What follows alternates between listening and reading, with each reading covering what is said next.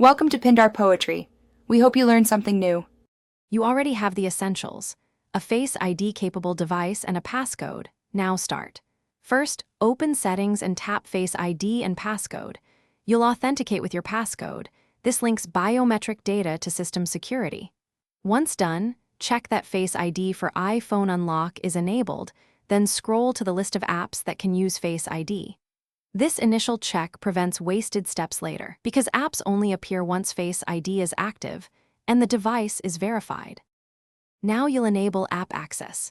In Face ID and Passcode, find the section showing apps that requested Face ID, toggle each app on. If an app isn't listed, open the app, find Security or Settings, and enable Face ID within the app. Some require an app permission first. Make sure to grant camera or biometric access when prompted. Once enabled, test by locking the app or signing out, then open it. Face ID should prompt automatically, speeding entry while preserving security. Finish by testing every app you enabled. Lock the app or sign out, then reopen and present your face. If the prompt doesn't appear or unlock fails, make sure the true depth camera is unobstructed. Remove screen coverings and clean the sensor area.